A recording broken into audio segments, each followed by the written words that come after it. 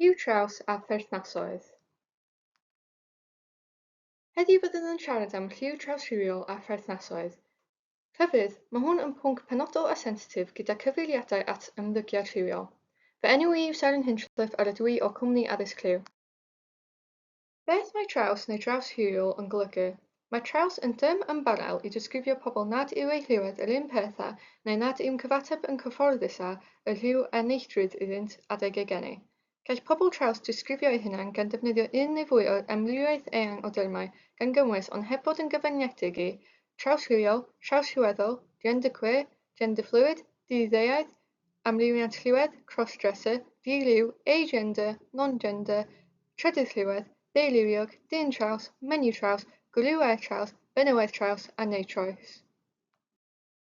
Beth gallu bod yn wahanol i bobl sy'n traws? Gallai pobl sy'n traws gael anhawster i gael trafodaethau agored am rhyw a pherthnasoedd rhag ofn profi trawsffobia. Efallai na fydd addysg rhyw a gwasanaethau iechyd rhywiol yn dim ond gynhwysol o'ch anghenion. Efallai fydd chi'n dioddef o ddisfolia rhywedd ac efallai bydd hyn yn wneud agosartrwydd yn anodd. Efallai bod chi'n cymryd therapi hormon rhydd cadarnhaol. Gall hyn cael effaith gadarnhaol ar alinio ymddangosiad eich corff a'ch ymddygiad yn fwy gyda'ch rhywedd. Fodd bynnag, gall gyflwyno sgil effeithiau a hyrwyddo newidiadau a allai wneud rhyw a pherthnasoedd yn gymhleth neu yn dryslyd. Yn cael rhyw, diogelwch cyffredinol. Gyda pwy ydych chi? Pwy sy'n gwybod ble rydych chi? Beth allwch chi wneud os nad ydych chi'n teimlo'n diogel? Cyfathrebwch eich ffinio am yr hyn rydych chi eisiau ac am yr hyn nad ydych chi eisiau wneud. Gwnewch yn siŵr bod eich partner rhywiol yn teimlo'n ddiogel hefyd. Cydsyniad, eich dewis chi ond hefyd dewis y person neu pobl arall. Sicrhewch bod pob parti yn cysynio'n llawn i bopeth rydych chi'n wneud gyda'ch gilydd. Nid yw absenoldeb na yr un peth â ia. Ni ellir cydsynion cyfreithlon i gael rhyw pryd mae diod neu cyffuriau yn atal wneud dewisiadau, cwsg, fod yn anymwybodol, gyfrodaeth neu dwyll. Iechyd rhywiol, sut allwch lleihau'r risg o cyfarfyddiad rhywiol hwn? Condomau, sglinio STI yn rheolaidd, PrEP, gall anafiadau a rhwygidiau o ffurfiant cynyddu'r risg o drosglwyddo STI. Ystyriwch defnyddio lwb ar sail ddŵr yn enwedig ar gyfer treiddiad enidiol neu neovaginal. Mesurau bres, atal genhedlu bres, siaradwch ag meddyg teulu, fferbychydd neu glinig iechyd rhywiol i'w gael hyd at 5 diwrnod ar ôl gael rhyw. Prophylacsis ôl-amlygiad, er enghraifft lwyth feirniadol HIV+ yn hysbys, PAPV. Sgrinio iechyd. Mae'n pwysig cael unrhyw sgrinio perthnasol ar gyfer anatomeg eich corff. Cewch eich gwahodd yn awtomatig i cael sgrinio yn ôl yn rhywedd yr ydych wedi cyfrestru eich meddyg teulu, felly mae'n bwysig hysbysu eich pratis os ydy hyn yn wahanol i rhywedd a neilltrwyd adeg eich geni. Mae gennych yr hawl i cael gofed iechyd priodol a chynhwysol. Ni ddylech profi unrhyw wahaniaethu a ddylid gwneud addasiadau rhesymol i sicrhau bod chi'n teimlo'n ddiogel a chyfforddus yn ystod unrhyw sgrinio. Therapi hormon ac atal genhedlu. Mae therapi hormon yn rhywedd cadarnhaol yn debygol o cael effeithiau hir dymor ar eich ffrwythlondeb.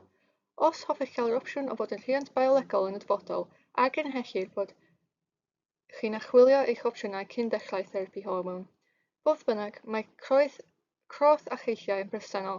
Mae'n ddal yn posib i ddyn traws feichiogi neu fenyw traws achosi feichiogrwydd. Dylid cael dal i defnyddio atal genhedlu ar gyfer rhyw pidyn mewn vagina. Bydd defnyddio condom neu condom fewnol yn cael y bydd ychwanegol o ymddisyniad rhag STIs. Mae pobl sydd â chros yn derbyn therapi testosteron yn ddal i allu defnyddio atal genhedlu progesteron yn unig fel IUD neu fewnbaniad. Gallai'r rhain ddarparu fydd ychwanegol o lleihau neu atal gweddi mislif. Therapi hormon a pherthnasoedd agos. Gall y tyniad fod yn fwy hylifol yn enwedig wrth i hormonau yn arbennig gwrth androgen effeithio'n dramatig ar rhywioldeb. Yn ystod ac ar ôl trawsnewid, gall atyniad aros yr un peth, dod yn fwy androgenaidd neu ddeurywiol, efallai newid i atyniad i rhywedd cyferbyniol neu dod yn asexual dros dro neu'n barhaol. Os mewn perthynas, fe eich cymryd amser i'ch partner ddod ac arfer i'ch perthynas newydd. Mae'n cymryd amser i dod i adnabod eich gilydd eto. Gallai cwnsela helpu drwy'r proses hon, neu efallai bydd newidiadau mewn atyniad yn ddiweddu perthynas bersonol. Dyma rhai ddolenni at gwasanaethau defnyddio. Gall condomau allanol a mewnol, dams, lwb a chitiau profi a phostio STI fod ar gael am ddim o'ch undeb myfyrwyr. Gwasanaeth lles myfyrwyr yn darperu cymorth gan gynnwys cymorth trais rhywiol a flynyddu a iechyd meddwl. Mae hwn yn cynnwys gwybodaeth am wasanaethau lleol. Dyma linc i gwasanaethau iechyd rhywiol lleol. Maen nhw'n cyfrinachol am ddim gyda mynediad hawdd, cyfgeillgar a ddifan. Maen nhw'n profi a trin STIs. Maen nhw'n gallu ddarparu atal genhedlu a gwasanaethau HIV. Dyma linc at Iechyd Cyhoeddus Cymru, Iechyd Rhywiol Cymru. Maen nhw'n sgrinio STI trwy profi a phostio. Maen nhw'n ddarparu condomau yn y post am ddim, a maen nhw gyda gwybodaeth iechyd rhywiol. Mae hwn yn un o cyfres o gyflwyniadau fideo am berthnasoedd a iechyd rhywiol a gymysiwnwyd yn wreiddiol gan Undeb Bangor. Fe'i dilynwyd a cyflwynwyd gan Cwmni Addysg Rhyw, Sex Education Company. Diolch am wrando.